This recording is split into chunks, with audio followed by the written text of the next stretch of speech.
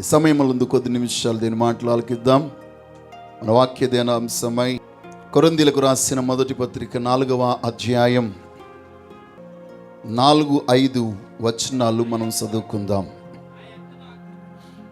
నా యందు నాకు ఏ దోషమును కానరాదు, అయినను ఇందువలన నీతిమంతుడిగా ఎంచబడను. నన్ను విమర్శించువాడు ప్రభువే. కాబట్టి సమయము రాకమునుపు, అనగా ప్రభు వచ్చు వరకు దేనిని గూర్చియు తీర్పు తీర్చకుడి. ఆయన అంధకారమందలి రహస్యములను వెలుగులోనికి తెచ్చి హృదయములోని ఆలోచనలను బయలుపరిచినప్పుడు ప్రతి వానికిని తగిన మెప్పు దేవుని వలన కలుగును. ఆమేన్. చదవబడినటువంటి లేఖనములో నుండి ప్రభు మనతో మాట్లాడునుగాక. దీని బిడ్డలారా, ఈ 5వ వచనాన్ని నేను మరలా చదువుతున్నాను. కాబట్టి సమయము రాకమునుపు, అనగా ప్రభువు వచ్చు వరకు దేనిని గూర్చియు తీర్పు తీర్చకుడి.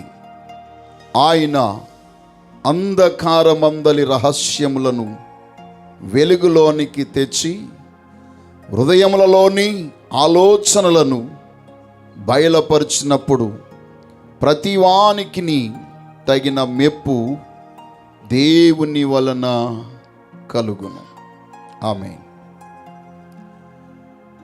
ఈ లేఖనాన్ని ఒకంత మనం పరిశీలన చేద్దాం. దేవునికి స్తోత్రం కలుగును గాక. హల్లెలూయా. ప్రియమైనటువంటి దైవ జనాంగమా,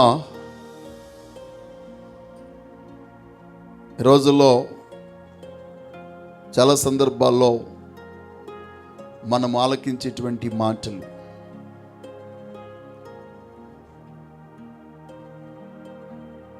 ఎవరు చూచారులే, ఎవరు విన్నారులే, ఎవరేం చేయగలరు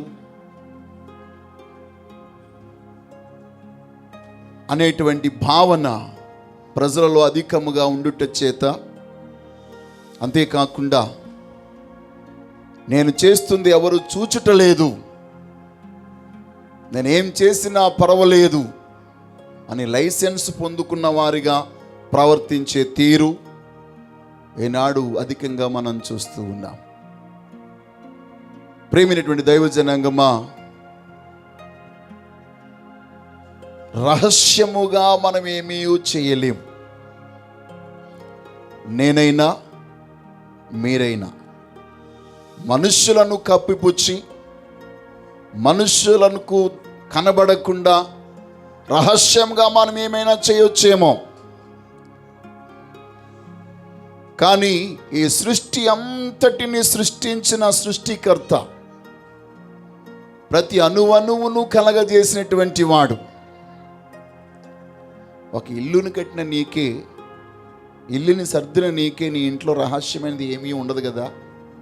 ఏ మూల పోపు ఉంటుందో, ఏ మూల స్టవ్ ఉంటుందో, ఏ మూల బియ్యం ఉంటాయో, ఏ మూల ఎక్కడ వస్త్రాలు ఉంటాయో, అంతేకాకుండా నీవు దేని కొరకు ఏ వస్త్రం ఎక్కడ ఎప్పుడు సమయంలో కట్టాలో అన్నీ నీకు తేట తెల్లంగా కనబడుతున్నాయి కదా నీవు కట్టుకునే ఇంట్లో.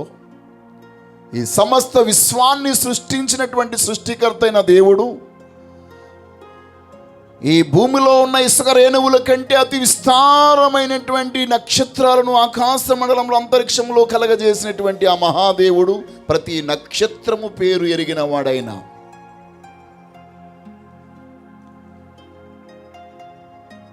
ఈ భూమి కంటే సూర్యుడు 400 రెట్లు పెద్దవాడు.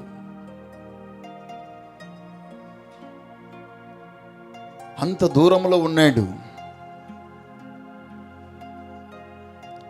అతనిలో మండుచున్నటువంటి కాంతి వేగము వెలుగు ఇప్పుడు మండితే వచ్చింది కాదట. అక్కడి నుంచి ఇక్కడికి ప్రయాణం చేయడానికి కొన్ని వందల సంవత్సరాలు పడుతుందటండి.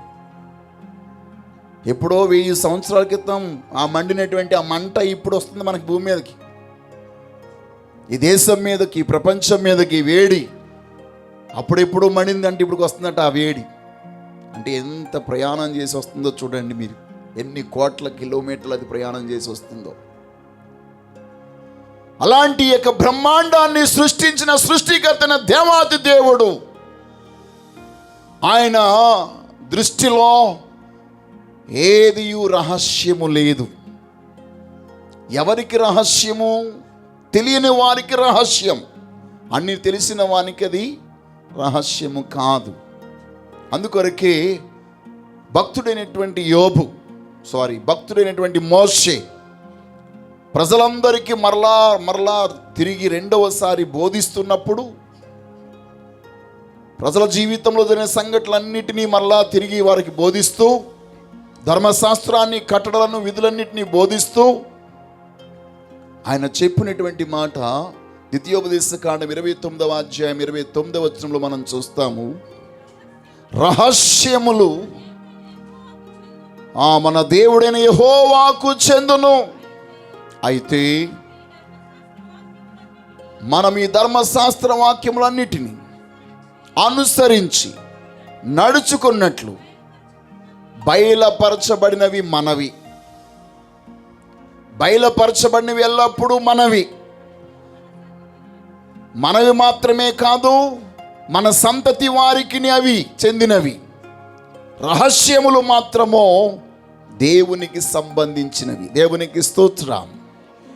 ప్రియమైనటువంటి దైవ జనాంగమా, రహస్యములు ఆయన స్వాధీనంలో ఉన్నాయి. ఆయన ప్రతి రహస్యాన్ని ఎరిగినటువంటి దేవుడు. ఏ రోజు నీ జీవితంలో ఏం జరుగుతుందో నీకు తెలియకపోవచ్చు, నీవు ఎరిగి ఉండకపోవచ్చు. ప్రతిదీ కూడా దేవుడు ఎరిగిన వాడిగా ఉన్నాడు.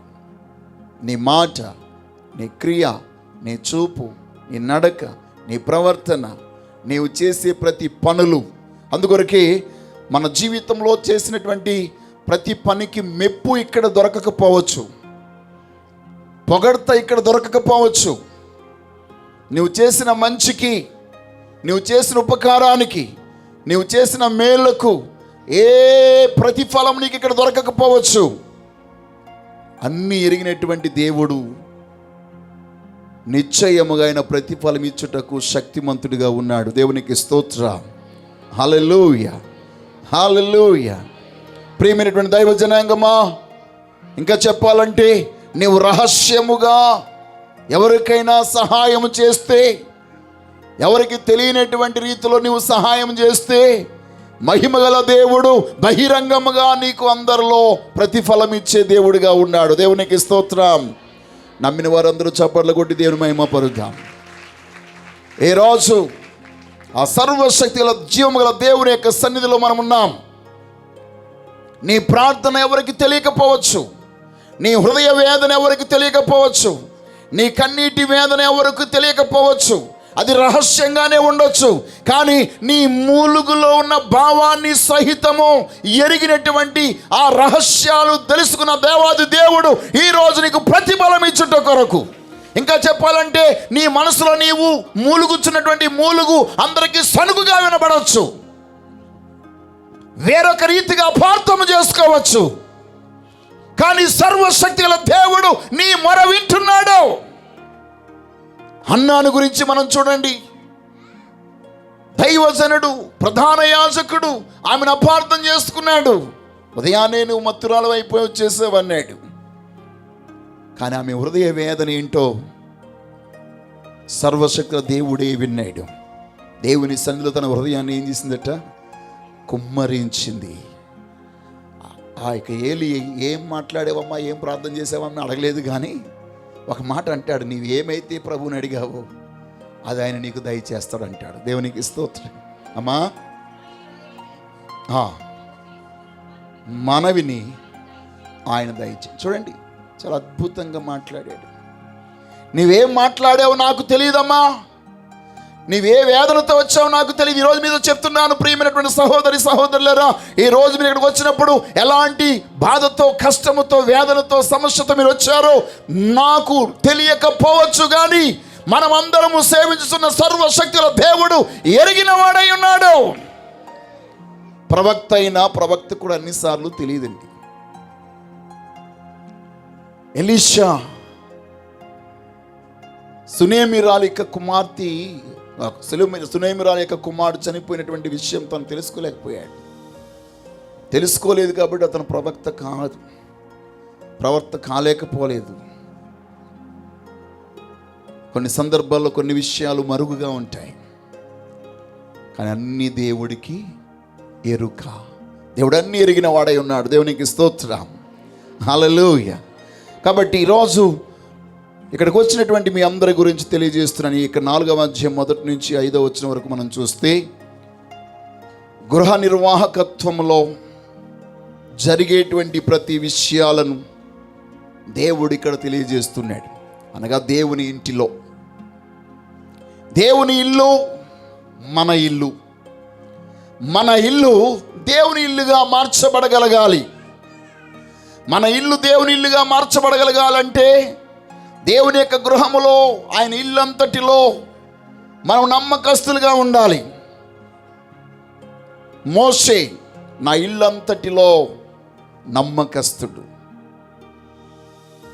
సాత్వికుడు అని మోషేని గురించి సాక్ష్యం ఇచ్చాడు. ప్రియమైనటువంటి దైవ జనాంగమా, ఈరోజు నీ గృహములో నీవు నమ్మకస్తులుగా ఉన్నప్పుడు భార్య భర్తకు నమ్మకస్తురాలై బద్దురాలై ఉండాలి. భర్త భార్యకు నమ్మకస్తురాలుగా ఉండాలి. భార్యాభర్తలు ఒకరికొకరు నమ్మకస్తులుగా ఉండాలి. బిడ్డలు తల్లిదండ్రులకు నమ్మకస్తులుగా ఉండాలి. తల్లిదండ్రులు బిడ్డలకు నమ్మకస్తులుగా ఉండాలి. పిల్లలు వారి యొక్క జీవితంలో అపనమ్మకపు జీవితాన్ని జీవించి తల్లిదండ్రులకు దుఃఖాన్ని తీసుకురాకూడదు. ఈ లోకంలో మీరు తల్లిదండ్రులను కప్పిపుచ్చి రహస్యంగా ఏమైనా చేయొచ్చు, కానీ జీవముగల దేవునికి రహస్యంగా మీరు ఏమీ చేయలేరు. ఆయన మీరు చేసే ప్రతిదీ కూడా బయలుపరిచేటువంటి వాడు. ఈరోజు నేను చెప్తున్నాను, బాధను అనుభవిస్తున్నటువంటి కుమార్తె అయినా, బాధను అనుభవిస్తున్నటువంటి కోడలైనా, బాధను అనుభవిస్తున్నటువంటి అత్తగారైనా, బాధను అనుభవిస్తున్నటువంటి మావగారైనా, బాధను అనుభవిస్తున్నటువంటి తల్లి అయినా తండ్రి అయినా, బాధను అనుభవిస్తున్నటువంటి వారు ఎవరైనప్పటికీ దేవుడు నన్ను చూచటం లేదని నువ్వు అనుకోవచ్చు, కానీ సర్వశక్తిగల దేవుడు నిశ్చయముగా చూచేవాడిగా ఉన్నాడు. ఆయన ఎరిగిన దేవుడై ఉన్నాడు. నీవెక్కడో గుడారములో నువ్వు మాట్లాడిన మాట నీ భర్తకు కూడా తెలియకపోవచ్చు, దేవుడికి తెలుసు. అబ్రహాము బయట చెట్టు క్రింద ఆ 3 వ్యక్తులు వచ్చినప్పుడు వారికి భోజనం పెడుతూ వారితో మాట్లాడుతుంటే ఆ మాటలు విని గుడారంలో ఉన్న సారా నవ్విందట. ఆ విషయం అబ్రహాముకి తెలియదు, కానీ ప్రభు అంటున్నాడు, సారా నవ్వనేలా, నా శక్తిని తగ్గించనేలా, నేను దీంట్లో నా మాట అపనమ్మకమైనదా, నేను ఈ కార్యాన్ని చేయలేనా, భూమి ఆకాశములను కలగజేసిన యెహోవానైన నాకు అసాధ్యమైనది ఏమైనా కలగదా అని. ప్రేమ బిడ్డలారా, ఆమె నవ్వినటువంటి మాట వెంటనే ఒక మనిషిని దగ్గర బొంకినట్టు, అబ్బాయి నేను నవ్వలేదు. ఈరోజు మీకు ఒక మాట చెప్తున్నాను, నీవు దుఃఖంలో కూడా నవ్వలేదని చెప్పినప్పుడు దేవుడు నీకు నవ్వు ఇచ్చేస్తాడు. తన లైఫ్ లాంగ్ నవ్వు అని పిలిచేలాగా ఇస్సాకుని ఇచ్చేసాడు. దేవునికి స్తోత్రం కలుగునుగా. హల్లెలూయా, హల్లెలూయా. అమ్మా, నేను మీతో చెప్తున్నాను, మీ అత్తగారు మిమ్మల్ని వేధించిన వేధింపు దేవుడు ఎరుగును. మీ మామగారు మిమ్మల్ని తిట్టిన తిట్లన్నీ దేవుడు ఎరిగిన వాడై ఉన్నాడు. నీవు మీ మామగారిని అత్తగారిని తిట్టిన తిట్లు కూడా ఆయన విన్నాడు. ఎవరికి ఇవ్వాల్సినటువంటి ప్రతిఫలం లెక్క కట్టేసి ఆయన తూకం వేసి మరీ ఇచ్చేస్తాడు. నేను చెప్పట్లేదు, అపోస్తలుడైన పౌలు ఇక్కడ అంటున్నాడు, నేను మంచోడ్నే, ఐఎమ్ ఆల్వేస్ గుడ్. మీరందరూ ఏం చెప్తారండి? మీకు మంచోళ్ళని కూడా చెడ్డని చెప్తారు. చెప్పండి, మీరు ఎవరు ఏమైనా సరే ఏం చెప్పుకుంటారో చెప్పండి? మంచోళ్ళని చెప్పుకుంటారా, చెడ్డలని చెప్పుకుంటారా? ఇక్కడ ఎవరున్నారు నేను చెడ్డోడిని, నేను చెడ్డదాన్ని అని చెప్పిన వాళ్ళు? అంటారండో. ఎప్పుడు తెలుసా? కోపం ఎక్కువ వచ్చినప్పుడు, నేను అసలే మంచిదాన్ని, నా సంగతి నీకు అసలు తెలియదు, నేను అసలే మంచిదాన్ని కాదు, తాట తీసేస్తానంటాం. అంటే అప్పుడప్పుడు అనేస్తాం కానీ మళ్ళీ నేను అనలేదు అంటాం. ఏదైనా కష్టం వచ్చిన అప్పుడు నేను అసలే ఆ మాట అనలేదండి, నేను మంచిదాన్ని అని అంటూ ఉంటాం. ప్రియమైనటువంటి దైవ జనాంగమా, మనము మంచివారమా చెడ్డవారమా అనేది మనము నిర్ణయించడం కాదు. ప్రభువు నిశ్చయముగా ఆయన తీర్పు తీర్చేటువంటి వాడు. తీర్పు తీర్చే హక్కు నీకు లేదు, నాకు లేదు. మనందరికీ తీర్పు తీర్చి లెక్క కట్టి మెప్పునిచ్చేవాడు పరమ తండ్రి దేవుడు. దేవునికి స్తోత్రం కలుగునుగాక. హల్లెలూయా, హల్లెలూయా. అందుకొరకే ప్రియమైన బిడ్డలారా, ఏ రోజు మన జీవితంలో రహస్యముగా చేసిన దాన్ని ఆయన బహిర్గతం చేసి దానికి ప్రతిఫలం ఇచ్చేటువంటి దేవుడు. అది మంచైనా చెడైనా. నీ జీవితంలో నువ్వు మంచి చేసావా, దానికి ఖచ్చితంగా దేవుడు గొప్ప ప్రతిఫలం ఇస్తాడు. చెడు చేసినా దానికి తగిన ప్రతిఫలం ఇచ్చేటువంటి వాడు. నువ్వు ఎంత భక్తిపరురాలు అవ్వచ్చు, ఎంత భక్తిపరుడు అవ్వచ్చు, బోధకుడు అవ్వచ్చు, సేవకుడు అవ్వచ్చు, లేకపోతే దేవుని యొక్క హృదయానుసారైన మనిషివి అవ్వచ్చు, ఎలాంటి వ్యక్తివైనా దేవుడు ఎట్టి పరిస్థితుల్లో విడిచిపెట్టే దేవుడు కాదు. నీ నమ్మకత్వాన్ని ప్రభు చూస్తున్నాడు. నీ జీవిత రహస్యాలన్నీ ఆయన చేతిలో ఉన్నాయి. ఆయన యొక్క చేతి నుంచి ఎవ్వరు నిన్ను తప్పించలేరు. అందుకొరకే మనం దేవుని యందు భయభక్తులు కలిగి మన మాట, మన క్రియ, మన చూపు, మన ప్రవర్తన, మన జీవన విధానం అంతయు ఆయనకు అంగీకారంగా ఉన్నట్లు జీవించగలగాలి. ఒక రోజున రాజుగారు సింహాసనం మీద కూర్చుని తీర్పులు తీరుస్తున్నాడు. నేను అలాగా నువ్వు ఇలాగా అని తీర్పు తీరుస్తూ ఉంటుండగా ఒక ప్రవక్త అక్కడికి వచ్చాడు. ప్రవక్త వచ్చి అంటాడు కదా, చూడండి ఆ మాట, సమూయేలు 2వ గ్రంథం 12వ అధ్యాయం 12వ వచనం. దేవుని వాక్యం ఈ విధంగా చెప్తుంది. అమ్మా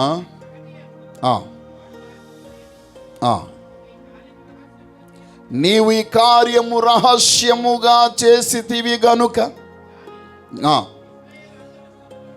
నీవు ఈ కార్యము రహస్యముగా చేసితివి గాని ఇశ్రాయేలందరూ చూచుచుండగా వారి ఎదుటి నేను చెప్పిన దానిని పగటి అంది నేను చెప్పిన దానిని చేయింతున నేను. దేవునికి స్తోత్రం. ఇక్కడ దావీదు రాజుల గురించి చెప్పబడిన మాట. దావీదు లాంటి భక్తుడు లేడు, అతను లాంటి విశ్వాసపరుడు లేడు, దేవుని కృపను గూర్చి తనలాగా వర్ణించిన వారు లేరు. ప్రభు కొరకు తన యొక్క జీవితంలో అన్నిటిని విడిచిపెట్టడానికి ఇష్టపడినటువంటి వాడు. అలాంటి రాజు రహస్యముగా ఒక తప్పు చేస్తే రాజు యొక్క అధికారాన్ని అడ్డు పెట్టుకుని తన తప్పులన్నీ కప్పుపుచ్చుకుంటూ రాజుగా సెలామణి అయిపోతున్నప్పుడు తన సింహాసనం ఎదుటికే నేరుగా వచ్చి ప్రవక్త చెప్తున్నటువంటి మాట ఇక్కడ మనం చూస్తున్నాం కదా. నీవు రహస్యముగా చేసితివి, నేను బహిరంగంగా దాన్ని చేయబోతున్నాను. అదే సమయంలో మంచికి కూడా దేవుడు అలాగే చేసేవాడండి. నీవు రహస్యముగా చేసిన ఉపకారాన్ని, నీవిచ్చిన సహాయాన్ని కూడా దేవుడు చూస్తున్నాడట. దేవునికి స్తోత్రం. మత్తయి సువార్త 6వ అధ్యాయం 3వ వచనంలో మనం చూస్తే, నీవు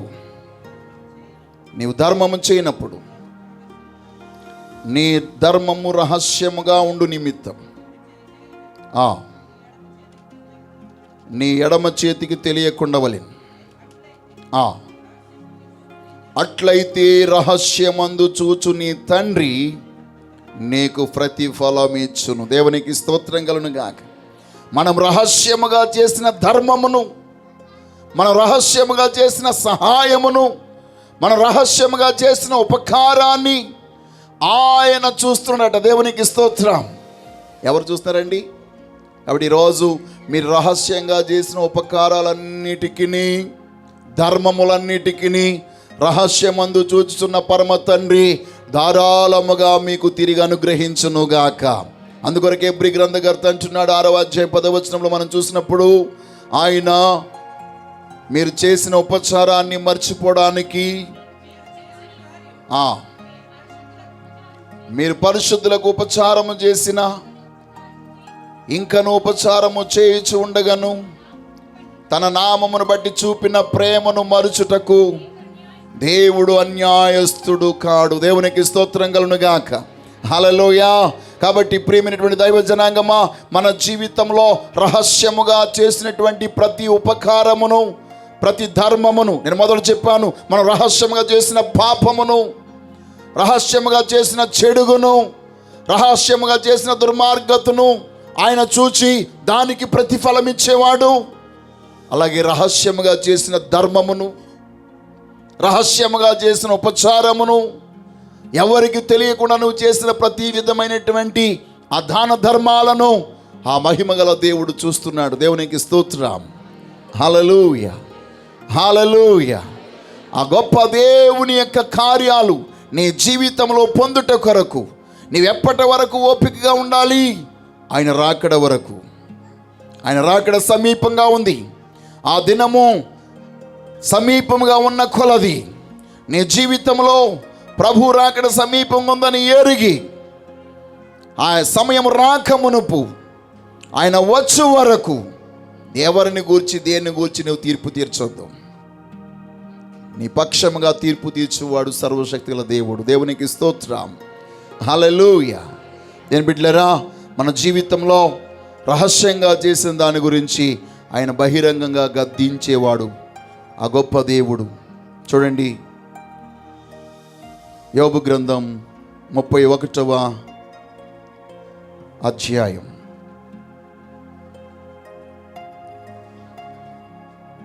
27వ వచనం.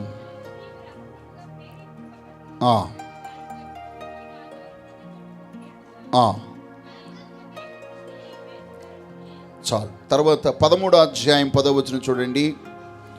మీరు రహస్యముగా పక్షపాతము చూపిన ఎడల నిశ్చయముగా ఆయన మిమ్మును గద్దించును. అంటే మనం ఒకవేళ రహస్యంగా ఎవరెడలా పక్షపాతం చూపినా దేవుడు బహిర్గతంగా వ్యక్తిని గద్దిస్తాడట. మహిమగల దేవునికి పక్షపాతం లేదో. నీ మనస్సులో ఉన్న ప్రతి భావాన్ని ఆయన ఎరిగినవాడు. ఎందుకంటే ఒక మాట మీతో చెప్తాను, నీవు రహస్యమందు జన్మించిన దినం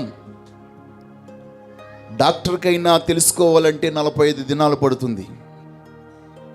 కానీ 45 సెకండ్లు జరగక మునిపే నిన్ను గూర్చి దేవుడు అన్నీ ఎరిగిన వాడై ఉన్నాడు. దేవునికి స్తోత్రం.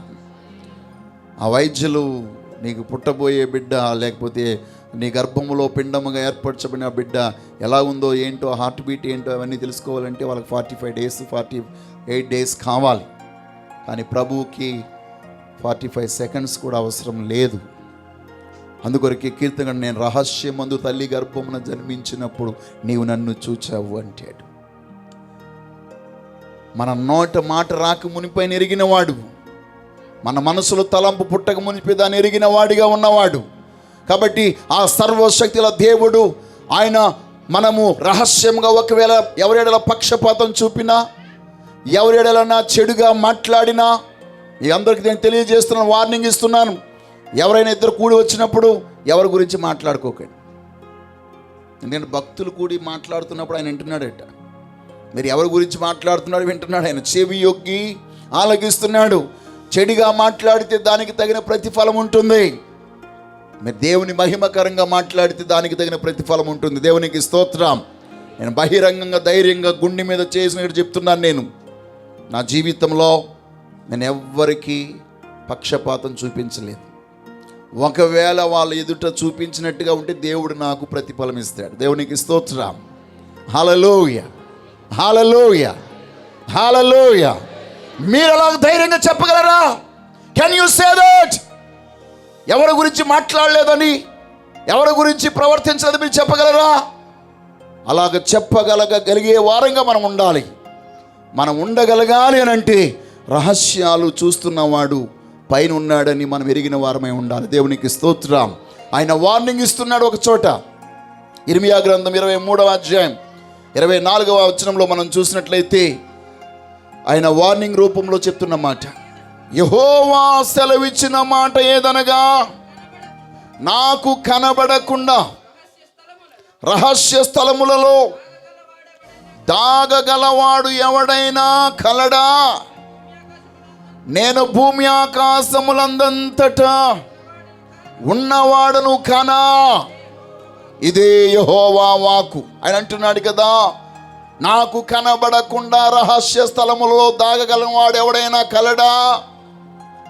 భూమి ఆకాశములందంతటా ఉన్నవాడు నేను కానా అంటే ప్రతి స్థలములో ఆయన ఉన్నాడు, ప్రతి చోట ఆయన ఉన్నాడు, ప్రతి యొక్క కాన్వర్సేషన్లో, ప్రతి సంభాషణలో ఆయన ఉన్నాడు. నిన్ను హింసిస్తున్నప్పుడు ఆయన చూస్తున్నాడు, నీవు బాధించబడుతున్నప్పుడు ఆయన చూస్తున్నాడు. నీ కష్టం ఆయనకు తెలుసు, నీ మూలుగులు ఆయనకు తెలుసు, నీ రోగం ఆయనకు తెలుసు, నీ ఆర్థిక ఇబ్బందులు ఆయనకు తెలుసు. నీ ప్రతి విధమైనటువంటి డేటా మొత్తము సర్వశక్తుల దేవునికి తెలుసు. కాబట్టి ఈరోజు నిన్ను ఎరిగిన వాడు అక్కడ ఉన్నాడని అని నీవు ఎరిగి ఉంటే, నిన్ను గూర్చి సమస్తము తెలిసిన వాడు అక్కడ ఉన్నాడని నీవు ఎరిగి ఉన్నప్పుడు నీ జీవితంలో జీవముగల దేవుని గూర్చిన భయం నీలో కలుగుతుంది. ఆ భయం నీకు పవిత్రతనిస్తుంది. ఏ చెడు మాట మాట్లాడకుండా చేస్తుంది, చెడు మార్గంలో నడవకుండా చేస్తుంది, చెడు ప్రవర్తన చేయకుండా చేస్తుంది, చెడు త్రోవలో వెళ్ళకుండా చేస్తుంది. కారణం ఏమనగా దేవుడు చూస్తున్నాడు. ఆ పవిత్రతయే నీ జీవితంలో నువ్వు కోల్పోయిన ప్రతి ఆశీర్వాదాన్ని తిరిగి రప్పిస్తుంది. దేవునికి స్తోత్రం కలుగును గాక. హల్లెలూయా.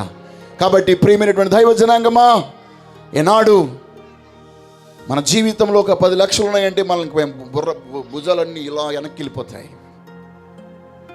ఈ లోకమంతా సృష్టించిన దేవుడు తను తాను ఖాళీ చేసుకునే రిక్తుడిగా అయ్యి ఏమీ లేని దాసుడిగా మారిపోయాడట. దేవునికి స్తోత్రం. నీ జీవితంలో ఆ గొప్ప దేవుని ఎదుట నీవు ఉన్నావనే సత్యాన్ని నువ్వు ఎరుగు. ఆయన మన రహస్యాలన్నిటినీ చూస్తూ ఉన్నాడు. దేవునికి స్తోత్రం. ఆ రహస్యాలు చూస్తున్నటువంటి దేవుని యొక్క సముఖంలో నీ హృదయంలో నువ్వు ప్రేరేపించబడిన ప్రతి ప్రేరణ ఎరిగిన వాడు. ఇందాక చదివినటువంటి యోబు గ్రంథంలో మనం చూస్తే అక్కడ అంటాడు కదా, ఆ 31వ అధ్యాయం 27 అంటాడు, నేను రహస్యమందు నా హృదయంలో వాటికి ముద్దు పెట్టినా దేవుడు ఎరిగిన వాడిగా ఉన్నాడట. ఏటికి ముద్దు? ఒకప్పుడు, ఇప్పుడు కూడా మీలో ఉన్నారులేండి, లైట్ వేయగానే ఏటండి, ఆర్టీసీ బస్సులో లైట్ వేసినా సరే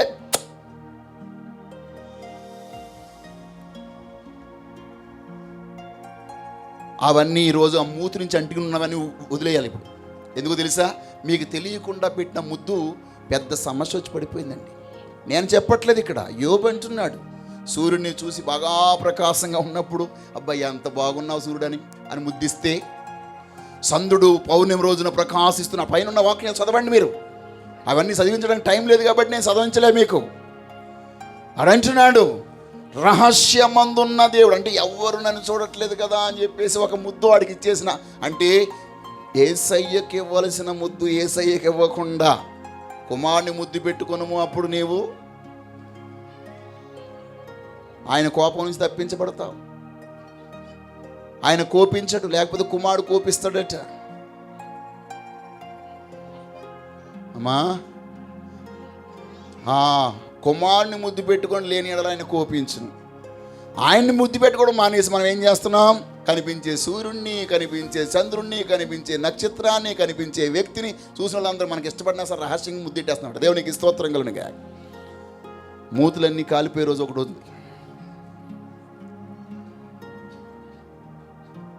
అలాగైతే మనం చాలా పొరపాట్లు చేసి ఉండొచ్చు కదా. రహస్యంగా ఏదో మనకు నచ్చిందని చెప్పేసి, అమ్మాయి అంత అద్భుతంగా ఉన్నావు, నీవే నాకు దేవుడిగా ఉంటే బాగుండి ముద్దు పెట్టిస్తే ఆయన దానికి కూడా తీర్పు తీరుస్తాడట. దేవునికి స్తోత్రం. హల్లెలూయా. యేసునామంలో ఆర్టీసీ బస్సులో పెట్టిన ముద్దు క్యాన్సిల్ అయిపోనుగాక. చెప్పండి అందరూ, క్యాన్సిల్ అయిపోనుగాక. త్రోవలో వెళుచున్నప్పుడు చంద్రుడు అమ్మాయి అంత బాగున్నాడని చెప్పి ముద్దు పెట్టాక ఆ ముద్దులు క్యాన్సిల్ అయిపోనుగాక. యేసు రక్తంలో అవన్నీ కొట్టివేయబడునుగాక. మన మూతికి అంటుకున్నటువంటి దరిద్రం అంతా తొలగిపోనుగాక. ఏ రోజు పరిశుద్ధాత్మ ద్వారా మరలా ఆ అగ్ని చేత మన పెదవులు కాల్చబడునుగాక. మన పెదవుల నుంచే ప్రతి మాట ఇప్పుడు ప్రభు నామాన్ని మహిమపరచునుగాక. ఆ గొప్ప దేవుణ్ణి స్తుతించునుగాక. ఆ గొప్ప దేవుణ్ణి ఘనపరచునుగాక. ఆ మహిమగల దేవుని యొక్క ఉన్నతమైన కృపకు మనము పాత్రులమవుదుముగాక. కీర్తనకాడు కూడా అంటున్నాడు, 44వ సంకీర్తన 21వ శరణంలో మనం చూసినట్లయితే, హృదయ రహస్యములు ఎరిగిన దేవుడు ఆ సంగతిని పరిశోధింపక మానునా. చూడండి, హృదయ రహస్యములను ఎరిగిన దేవుడు ఆ సంగతిని పరిశోధించక మానునా. ఈరోజు నీ జీవితంలో ఏ సంగతులు జరిగాయో, నీ బ్రతుకులో ఏమేమి సంభవించాయో అవన్నీ ఎవరు తెలియలేదనుకుని అనుకోవచ్చు. కానీ హృదయ రహస్యాలు ఎరిగిన దేవుడు ఆ సంగతిని ఖచ్చితంగా పరిశోధిస్తాడు. దేవునికి స్తోత్రం. ఆ సంగతిని ఖచ్చితంగా వెలుగులోనికి తీసుకుని వస్తాడు. రహస్యముగా నీ జీవితంలో నిన్ను గూర్చి బాధించిన, కష్టపెట్టిన, శ్రమలు అనుభవింపజేసిన చాలామంది చూడండి, ఎవరైనా వచ్చినప్పుడు ఎంత బాగా నటించేస్తారు, ఎంతో ప్రేమగా చూస్తున్నట్టు. అది వెళ్ళిపోయిన తర్వాత ఏమే నీ పని అయిపోద్ది. ఇప్పుడు కొంతమంది ఉన్నారు అత్తగారులు, కొంతమంది ఉన్నారు మామగారులు, కొంతమంది ఉన్నారు తల్లిదండ్రులు, కొంతమంది ఉన్నారు కోడళ్ళు. ఆ కోడలు చూడాలి. ఎవరైనా వెళ్ళినప్పుడు అత్తయ్య గారండి, ఏంటండి అత్తయ్య గారండి, ఎవరు లేకపోతే ఏమే వాళ్ళు వచ్చారు కాబట్టి ఆ గారి వచ్చింది. ఇప్పుడు నీకు అన్నీ బూర్లే. దేవునికి స్తోత్రం. మీతో చెప్తున్నాను నేను, ప్రేమ దైవజనాంగమా, నీవు ఒకవేళ ఎవరైనా బాధిస్తున్న బాధకు నలిగిపోతున్నావేమో, నీకు విషయం తెలుసా? ఒక రోజున అర్ధరాత్రి అప్పుడు మంచం మీద పడుకుని ఒక వ్యక్తి ఆలోచిస్తూ,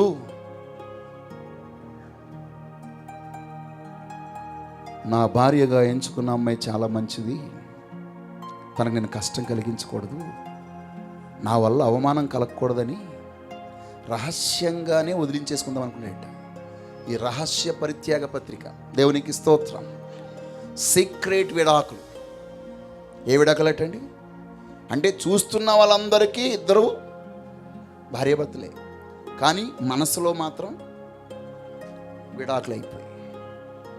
అది కూడా ఎరిగినాడు దేవుడు. వెంటనే బెడ్రూమ్లోకి వచ్చేసాడు. ఏ వాట్ ఆర్ యూ టాకింగ్? నేనేం మాట్లాడలేదు ప్రభు. నీ మనసులో నువ్వేం మాట్లాడుకుంటున్నావు?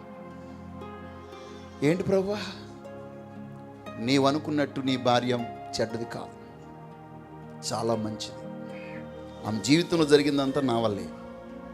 ఎట్టి పరిస్థితుల్లో విడిచిపెడతానన్న ఆలోచన దగ్గరికి రాకూడదని రహస్యముగా తనలో తాను అనుకుంటున్నటువంటి ఆ పురుషుడితో మాట్లాడాడు దేవుడు. దేవునికి స్తోత్రం. మత్తయి సువార్త 1వ అధ్యాయం 19వ వచనం. ఆమెను అవమానపరచనొల్లక రహస్యముగా ఆమెను విడనాడా ఉద్దేశించను. అది కూడా ఎరిగిన వాడు దేవుడు. దేవునికి స్తోత్రం. అంతెందుకు, రాజుగారు ఆస్థానంలో ఉన్నారు. ఒక ప్రక్కేమో ప్రధానులు, మరొక ప్రక్క ప్రధాన యాజకులు, పరిసయ్యులు, శాస్త్రులు, ప్రవక్తలు అందరూ అక్కడే ఉన్నారు. వాళ్ళందరూ ఉంటుండగా అందరూ ఎదుగుండా మాట్లాడితే బాగోదని రహస్యముగా ఒక చోటకి పిలిచి జ్ఞానులతో చెవులో గుసగుసలాడాడట. ఏ రోజు అది మత్తయి సువార్త 2వ అధ్యాయంలోని 6వ వచనంలోనే మనం చూస్తాం. రహస్యముగా పిలిచి, అంటే అందరు ఎదురుగుండా పిల్లదట. అందరు ఎదురుగుండా ఏమన్నాడంటే వెళ్ళిపోండి, మీరు వెళ్ళిపోండి అని చెప్పేసి వీళ్ళందరూ సభలో ఉంటుండగా మనోడు సంకాని వర్తికి వెళ్ళి వస్తారని చెప్పేసి వీళ్ళ దగ్గరికి వచ్చేసి ఇలా రండి అని చెప్పి సీక్రెట్గా మాట్లాడాడట. మీరు వెళ్ళి ఆ స్థలం ఎక్కడుందో ఏంటో కనుక్కుని నాకు చెప్పండి, మీరే ఆ పుణ్యం దక్కించుకుంటే ఎలాగా, నేను కూడా దక్కించుకోవాలి కదా అన్నాడట. అది కూడా ఆయన ఎరిగిన దేవుడు. దేవునికి స్తోత్రం. ఈరోజు మీకు ఈ యొక్క లేఖనాలన్నీ మీకు చూపిస్తే గుండెల్లో భయం పుడుతుందండి. నీకు ఇంకా తలంపు రాకమునిపై ఆయన ఎరిగిన వాడిగా ఉన్నాడు కదా, నీ ఉద్దేశాలన్నీ ఎరిగిన వాడిగా ఉన్నాడు కదా ఆయన.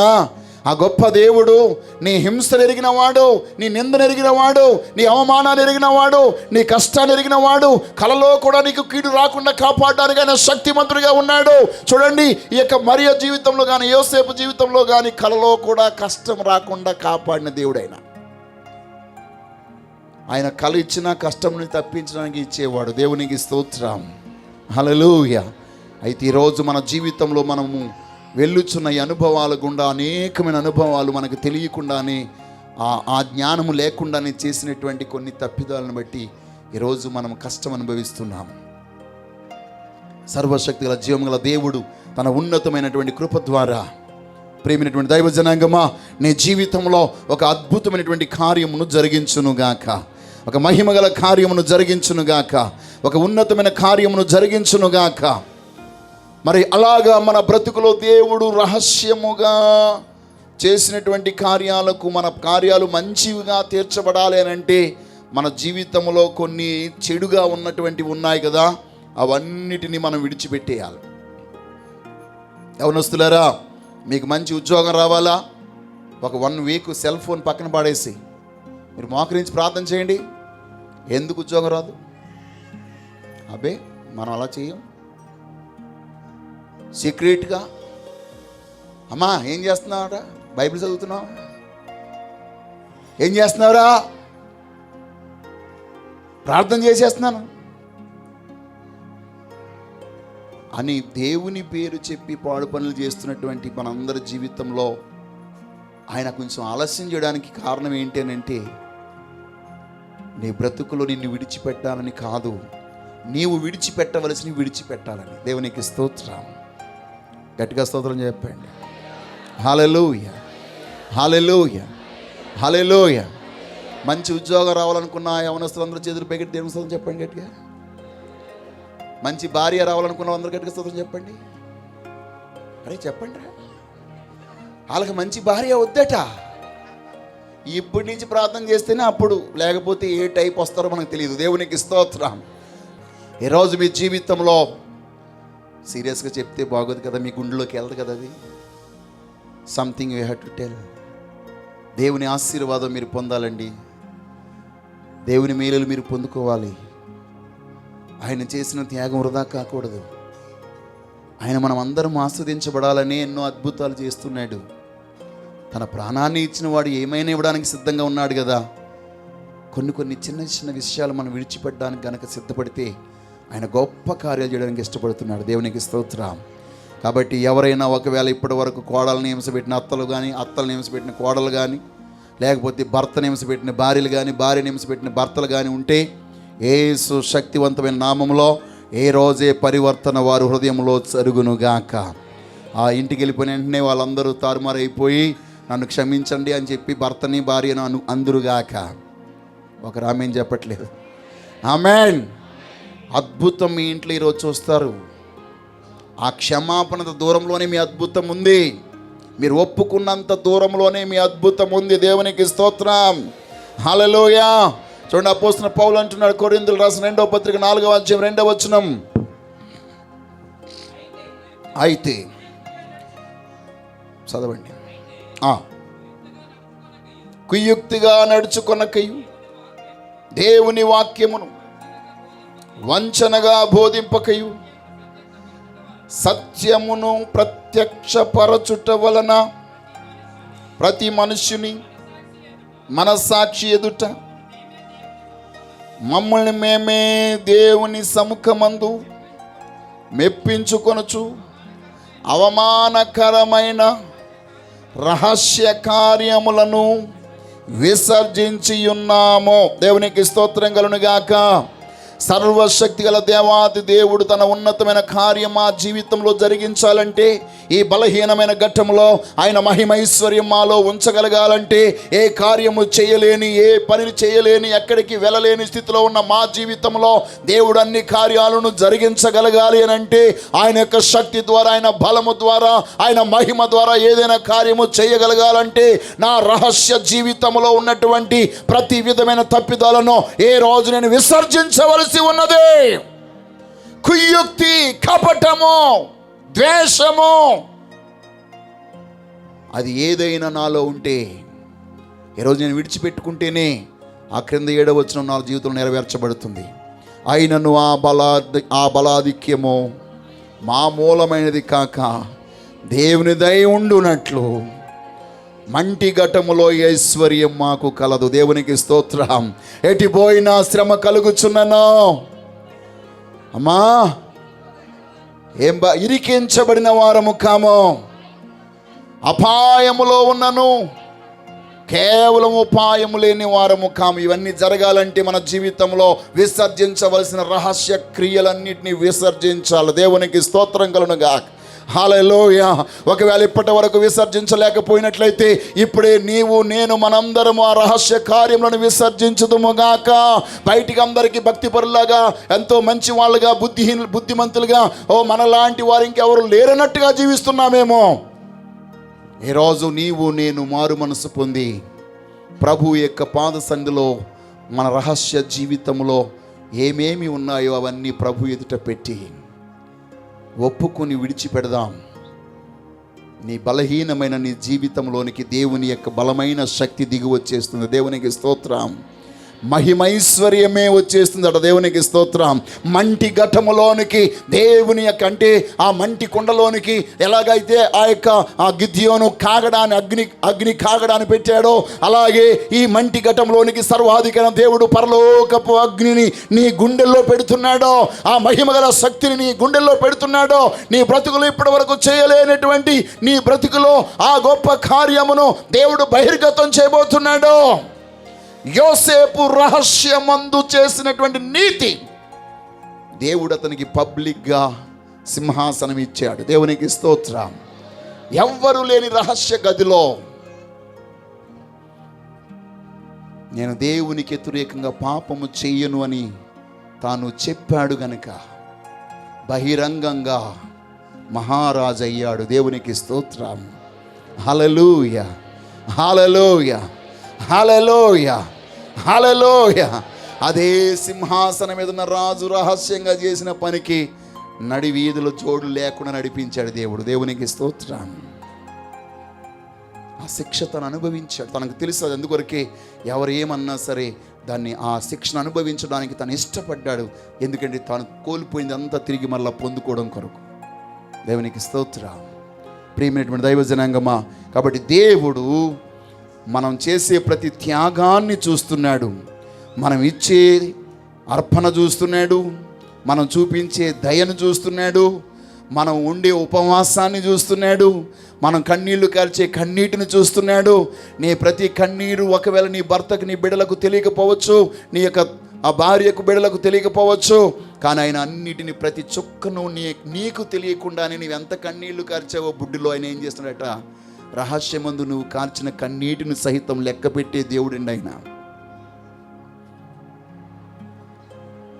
కాబట్టి ఈరోజు ఆయన ప్రతి రహస్యమందు నువ్వు చేసిన త్యాగం, నీ బిడ్డల కొరకు నువ్వు చేసిన త్యాగం, నీ కుటుంబం కొరకు నువ్వు చేసిన త్యాగం ఆయన చూస్తున్నాడో. ఆయన బహిర్గతంగా మనందరికీ ప్రతిఫలం ఇచ్చే దేవుడు. అందరూ చూస్తుండగానే ప్రతిఫలం ఇచ్చే దేవుడిగా ఉన్నాడు. ఆయన ఉన్నతమైన కార్యం చేసేవాడిగా ఉన్నాడు. దేవునికి స్తోత్రం. చూడండి, దావీదుని గురించి మనం చూద్దాం. 78వ సంకీర్తన 70వ శరణం నుండి 72 వరకు లాస్ట్ వరకు మనం చూస్తే తన రహస్య జీవితం దావీదును గూర్చి, గొర్రెల దొడ్లలో ఉన్న అతన్ని పిలిపించి పాడే గొర్రెలను వెంబడించుట మాన్పించి తన ప్రజలైన యాకోబును, తన స్వాచ్ఛమైన ఇశ్రాయేలులను మేపుటకై పైగా అతనిని వానిని రప్పించింది, పాలించు, కార్యములు యందు నేర్పరి వారిని నడిపించెను. దేవునికి స్తోత్రం. ప్రేమ బిడ్డలారా, దావీదుని గూర్చిన రహస్య జీవితం ఎవరికి తెలియదు. తను రాజు కాక మునుపు ఏ దోషము లేనటువంటి వాడు. ఇంచుమించు తన జీవితంలో 30 సంవత్సరాలు ఏ తప్పిదం చేయకుండానే, ఎక్కడ తన మిస్టేక్ మనకు కనబడదు. రాజుగా స్థిరపరచబడిన తర్వాత ఆ మేడ గది మీద వాకింగ్కి వెళ్ళినప్పుడు వచ్చిన తలపోటదంత. దేవునికి స్తోత్రం. హల్లెలూయా. దేవునికి స్తోత్రం. హల్లెలూయా. అన్ని దేవుడు చూస్తున్నాడు. కాబట్టి ఈరోజు ప్రియమైన దైవజనంగమా, రహస్యముగా తను దేవుణ్ణి ఆరాధించిన విషయం ఎవరికి తెలియదు, కానీ ప్రభువుకు తెలుసు. అందుకొరకే గొర్రెల దొడ్లో నుంచి అసలే ఇప్పుడు పశువుల కాపరిని తీసుకొచ్చేసి ముఖ్యమంత్రిని చేసేస్తే ఎలా ఉంటుందండి? ఎలా ఉంటుంది? అవుతుందా? అందుకొరకే దేవుడు వెంటనే చేసేలేదు అతన్ని. ఎంత పరిగెట్టించాడు, ఎంత ఓర్పు నేర్పించాడు. మామూలుగా కాదు, ప్రభువా తీసేసుకోనైనా అనేదాకా. ఆ తర్వాత దేవుడు తను తీసుకెళ్ళి రాజుని చేశాడు. దేవునికి స్తోత్రం. మన ఓర్పును ఆయన పరీక్షిస్తున్నాడు. ఎలా చెప్పుకుంటూ పోతే చాలా విషయాలు ఉంటాయి. ఒక మాట చెప్తానండి, నీ జీవితంలో నీవిచ్చే ఈవెన్ పైసా ఎదుట వారికి అది నీచకంగా కనబడవచ్చు. నీవెంత కష్టంలో ఇస్తున్నావో ఆయన చూస్తున్నాడు. మార్కు సువార్త 12వ అధ్యాయంలో 41 నుంచి మనం చూస్తే ఆయన కానుకలు పెట్టి వద్ద ఉన్నాడట. జనసమూహం అంతా వచ్చి వారి యొక్క స్థాయి కొలదిగా కొంతమంది అయితే గొప్పగా కానుకలు ఇస్తూ ఉన్నారట. అక్కడ చాలా గొప్ప కానుకలు ఇస్తున్నారు. ఒక విధవరాలు వచ్చింది, 2 కాసులు ఎవరికి కనబడకుండా రహస్యంగా. ఎందుకంటే అందరూ గోల్డ్ అందరికీ కనబడేటట్లుగా వేస్తున్నారు, కానీ ఈమె రహస్యంగా వేస్తున్న అర్పణ కూడా ప్రభు చూచి తన శిష్యుల దగ్గరికి పిలిచాడండి. వాళ్ళని కూడా పిలిచాడు అక్కడికి. ఎందుకంటే బహిరంగంగా చెప్పలే, పిలిచి ఇదిగో వాళ్ళందరికంటే ఈమె గొప్ప కానుక, ఎక్కువ కానుక వేసి. అదేంటి ప్రభు ఇవి ఎంత వేసేసింది ఏంటి అని అంటే 2 కాసులే. అప్పుడు చెప్పాడు ఆయన, వారు తమ కరిగిన దాంట్లో కొంత వేశారు, ఈమె తన లేమిలో తన జీవనమంతయు వేసేసిందయ్యా అని ఆయన గుర్తించిన దేవుడు. కాబట్టి ఆ మహిమగల దేవుని యొక్క సముఖంలో మనం ఉన్నాం. ఈరోజు నువ్వు చేసే ప్రతిదీ కూడా, చేసే ప్రతి కార్యానికి ప్రతిఫలం ఇవ్వడానికి ఆయన మన మధ్య ఉన్నాడు. కాబట్టి ప్రియమైనటువంటి దైవ జనాంగమా, ఈరోజు మనల్ని మనం పరిశీలించుకుందాం. అమ్మా, దుఃఖపడుతున్న నీవు, కన్నీళ్ళు విడుస్తున్న నీవు, ఎవరు నన్ను చూడట్లేదు, ఎవరు నన్ను పట్టించుకోవట్లేదు అనుకుంటున్నావు కదా. నీ కొరకై తన ప్రాణం పెట్టిన యేసయ్య, నీ కొరకై నిత్యము పొగడబడుతున్నటువంటి ఆయన పొడవబడ్డాడు. ఇక్కడికి వచ్చి స్తుతించబడుతున్న ఆయన నిందించబడ్డాడు. ఈ లోకంలో ఉన్న వారందరినీ వధించడానికి శక్తి కలిగిన ఆయన నీ కొరకు వధింపబడిన గొర్రె పిల్లగా అయిపోయాడు. ఎందుకో తెలుసా?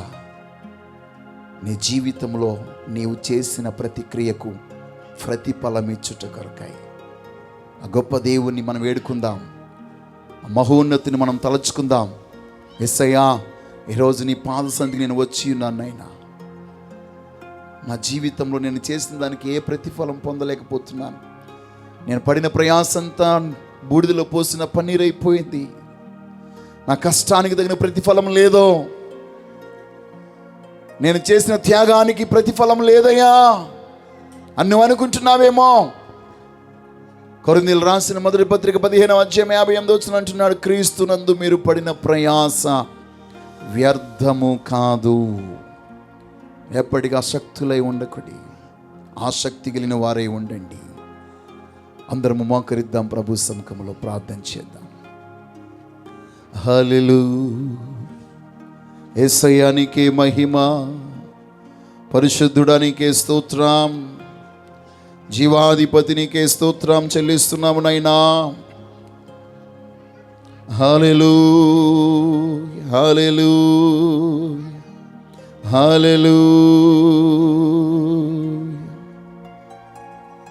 రాజానికే స్తోత్రం, పరమ తండ్రి నీకే స్తోత్రం, జీవాధిపతి నీకే స్తోత్రమయ్యా.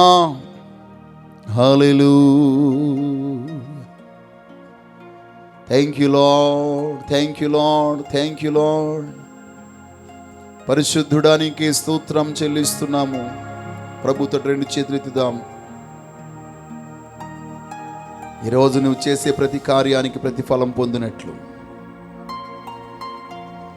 Let God do his miracle. ఒకవేళ నీవు విసర్జించవలసినవి ఏమైనా ఉంటే విసర్జించే. ప్రభువా నన్ను క్షమించునైనా, నాకెవరు చెప్పలేదు, నాకెవరు బోధించలేదు, ఎలాగుండాలో నేను తెలుసుకోలేకపోయాను. ఈరోజు నీ వాక్యము విన్నప్పుడు నేను తెలుసుకున్నానయ్యా. నా జీవితంలో నేను చేసే రహస్యమైన ప్రతి పనిని, ఆలోచనను చూస్తున్న దేవుడవు. నీ ఒకడు ఉన్నావని ఈరోజు నేను ఎరిగి ఉన్నాను. నాకు ధైర్యం వచ్చింది నైనా. నా కన్నీళ్లు నువ్వు చూస్తున్నావు, నా హింసను నువ్వు చూస్తున్నావు, నా బాధను నువ్వు చూస్తున్నావు, నా దుఃఖాన్ని నువ్వు చూస్తున్నావు.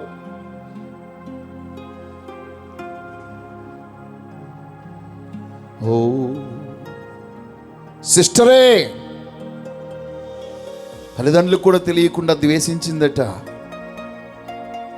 ఆమె ద్వేషించబడుట యెహోవా చూచెను. సొంత చెల్లి, అక్క చెల్లెళ్ళు, అన్నదమ్ముళ్ళు, సహోదరి సహోదరులు ద్వేషించబడుట ఆయన చూస్తున్నాడు. బయటికి కూడా, బహిర్గతంగా కూడా కాదు, రహస్యంగా ఆంతర్యంలో నీ ద్వేషిస్తున్న ఆ ద్వేషాన్ని కూడా ఆయన చూస్తున్నాడు. ఈరోజు ప్రభు సముఖంలో మనం ఒప్పుకుందాం.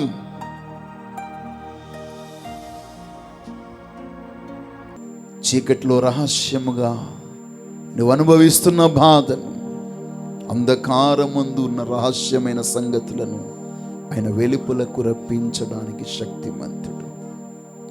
ద సేమ్ టైం నీ కొరకై సిద్ధపరచబడిన ప్రతి దీవెన అది ఎవ్వరికి మరుగు చేయకుండా రహస్యములో పెట్టబడింది.